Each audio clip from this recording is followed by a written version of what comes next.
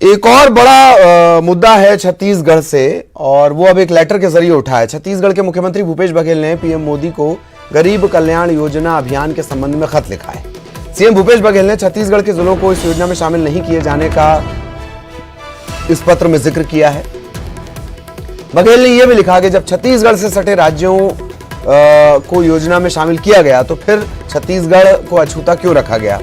कोविड-19 में हुए लॉकडाउन में प्रदेश में 5 लाख मजदूर थे जो दूसरे राज्यों में काम कर रहे थे, वो वापस लौट आए हैं। तो वो 5 लाख भी मजदूर हैं, मजदूरों के कल्याण के लिए योजना है। सुरेंद्र लगातार हम कोशिश कर रहे हैं कि सुरेंद्र हमारे साथ जुड़े और फिर हम उनसे पूछें। तो ये एक सवाल उठाया गया है कि साहब, अगर 116 जिले थे, छत्तीसगढ़ के आसपास के तमाम राज्यों के जिले अगर शामिल कर लिए गए तो ऐसी क्या बात थी कि छत्तीसगढ़ को इसका लाभ नहीं मिला। सुरेंद्र एक बार फिर हमारे साथ जुड़ चुके हैं, सुरेंद्र के पास चलेंगे। सुरेंद्र, सवाल बहुत वाजिब है और जाहिर तौर पर इसका जवाब छत्तीसगढ़िया जानना चाहता है। सुरेंद्र।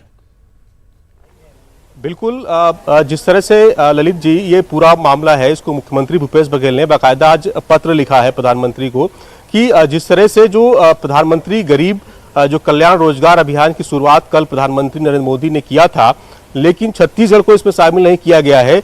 आखिर वजह क्या है, जबकि छत्तीसगढ़ में यहाँ पर जो वनों से आच्छादित 40-44% यहाँ पर इलाका है और आदिवासी बाहुल्य इलाका है, जबकि 5 लाख तकरीबन यहाँ पर प्रवासी मजदूर छत्तीसगढ़ में पहुंचे हुए हैं। इनको रोजगार की आवश्यकता है। हालांकि जिस तरह से मनरेगा के तहत यहाँ पर 26 लाख लोगों को मजदूरी के तहत काम दिया जा रहा है, लेकिन ये जो योजना है, इस योजना के तहत यहाँ पर इनको शामिल किया जाना चाहिए था। इस तरह से सीधे मांग प्रधानमंत्री से पत्र के द्वारा मुख्यमंत्री ने की है।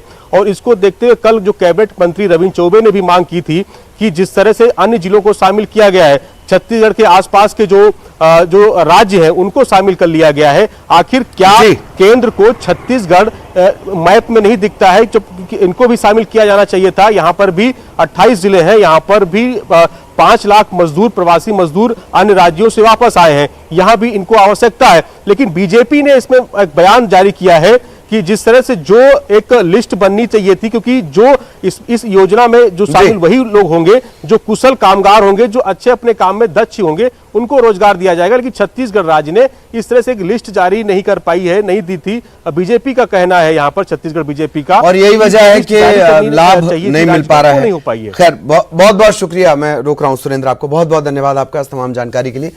खबर उज्जैन से है। ग्रहण के साथ ही सूतक खत्म हो गया है और इसके बाद अब महाकाल मंदिर को तत्काल बाद इसके शुद्ध किया गया है। ये एक अशुभ काल होता है, सूतक काल जिसे कहा जाता है। फायर ब्रिगेड की गाड़ी के जरिए, दमकलों के जरिए मंदिर का शिखर, पूरा परिसर धोया गया है। अब विधि विधान से बाबा महाकाल की पूजा अर्चना होगी। हालांकि कालों के काल महाकाल और साक्षात संकट उनके सामने झुकता है। उनका मंदिर भी अप्रभावित रहा, कपाट भी बंद नहीं हुए, लेकिन ये धार्मिक रीति रिवाज हैं जो किए जाते हैं और यही वजह है कि सूतक काल के बाद धुलाई की गई है मंदिर परिसर की।